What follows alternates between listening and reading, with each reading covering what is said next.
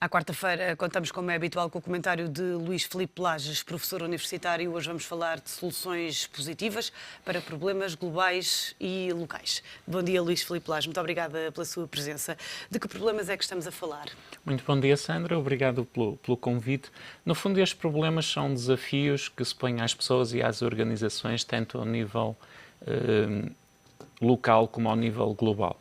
Ao nível das pessoas, o que nós estamos a observar é que hoje em dia estão-se a passar uma série de paradoxos. Por exemplo, como é que se consegue encontrar emprego numa altura em que a oferta de emprego tem vindo a diminuir em várias áreas? E em que a taxa de desemprego aumentou recentemente para 16,5%. Exatamente.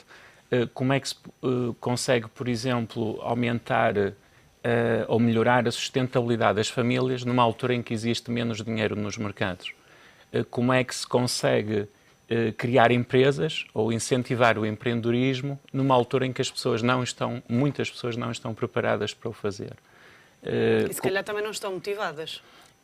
Ou muitas vezes estão motivadas, mas não têm as ferramentas para o alcançar.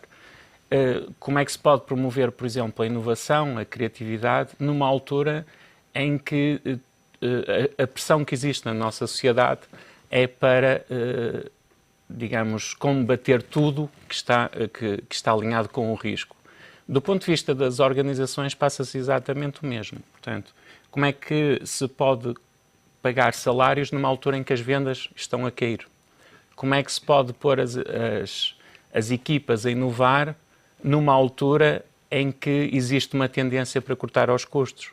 Como é que se consegue, por exemplo, trazer valores com valor mais acrescentado para o consumidor final numa altura em que os mercados estão muito saturados, muito dinâmicos e as empresas têm que realmente sair com ideias altamente criativas. Portanto, e agora as respostas para essas perguntas todas. Exatamente. Portanto, existem várias formas de responder a estas questões. Por exemplo, ao nível dos problemas sociais, eu penso que a sociedade pode, através das plataformas sociais, por exemplo, ser com soluções para todos estes problemas que eu acabei de responder.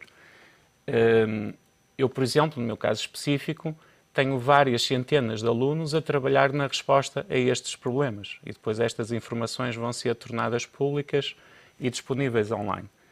Ao nível das empresas, claramente aqui a grande questão é desenvolver uma série de metodologias, uma série de programas, treino dentro das empresas que permita que estas tornem as pessoas mais out of the box, que lhes deem a liberdade para pensar, que lhes deem a liberdade para ser criativas. E mesmo as próprias empresas podem começar a alocar uma parte das suas vendas para a área de investigação e desenvolvimento. Portanto, começar a dizer parte do meu balanço é todos os anos dedicado para investir em ideias out of the box. E certamente muitas dessas ideias vão acabar por ter um impacto no mercado. No fundo é isso que acontece em Silicon Valley, é isso que acontece na área de Boston, é isso que está acontecendo neste momento na China, um bocadinho por todo o mundo. Se olharmos para a perspectiva agora de um ponto de vista global, eu penso que a grande questão é a sociedade tem que se começar a focalizar nas soluções e menos nos problemas. Com soluções positivas? Exatamente, com soluções positivas. Quais? Eu posso lhe dar um exemplo muito concreto. Por exemplo, ontem fui às compras e tive o prazer de conhecer uma pessoa, o Sérgio, que me prestou um serviço excepcional. E eu depois fui ao balcão de atendimento para fazer um elogio ao Sérgio. E na altura cheguei lá e pedi o livro dos elogios. Não havia. E não havia livro dos elogios. Só existe livro de reclamações. Exatamente. E é quando existe. Exatamente. Então o que eu fiz foi pedir o livro de reclamações e tive que pôr uma caixinha a dizer porque é que não...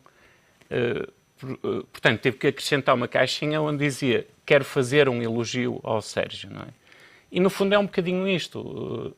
Quem diz o Sérgio, diz a Ana, diz o João, diz as Sofias, diz os Antónios, que estão espalhados por aí. Portanto, estamos a falar de talvez mais de 1 milhão de pessoas que trabalham na área dos serviços.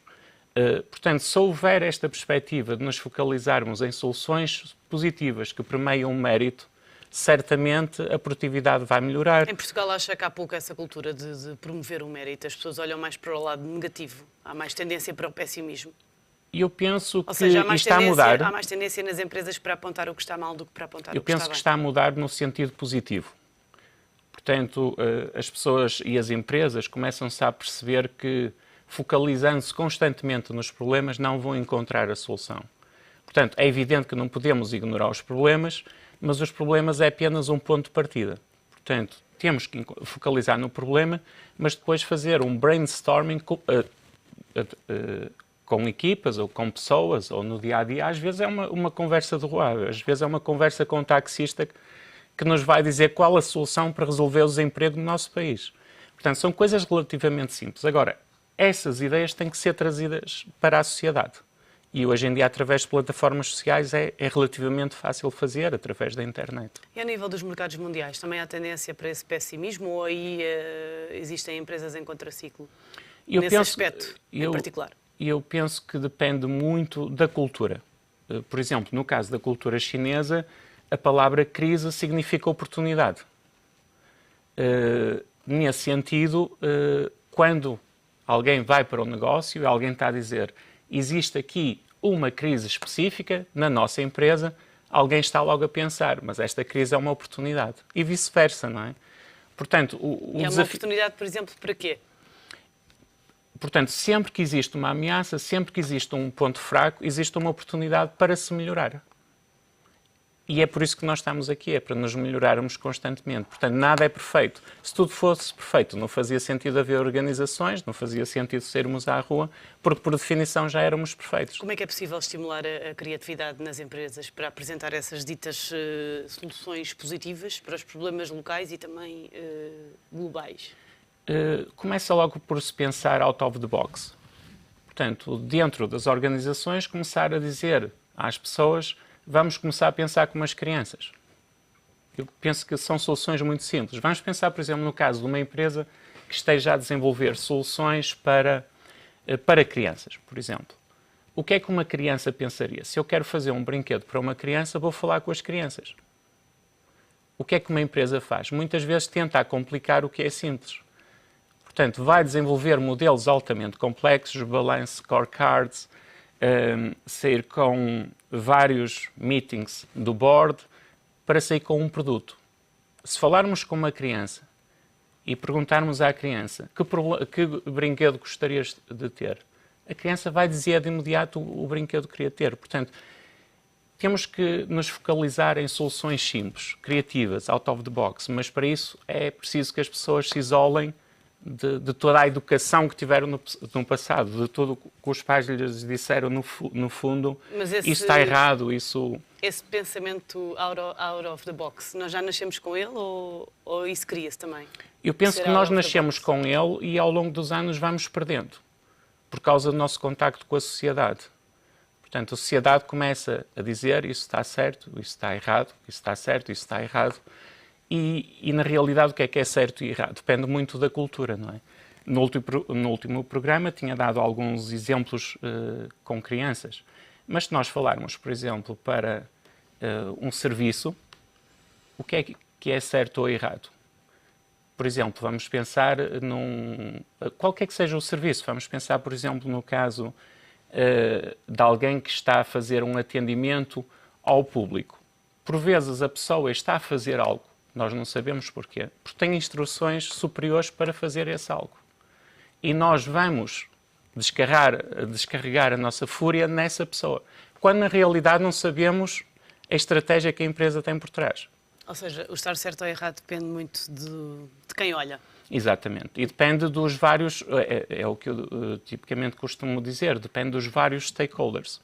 Deixa-me dar um exemplo muito concreto. Para terminar, Luís. Para terminar, muito bem. Deixa-me dar um exemplo muito concreto. Por exemplo, quando os nossos filhos vão deitar, muitos deles, eles dizem assim, não me apetece dormir porque estou cansado.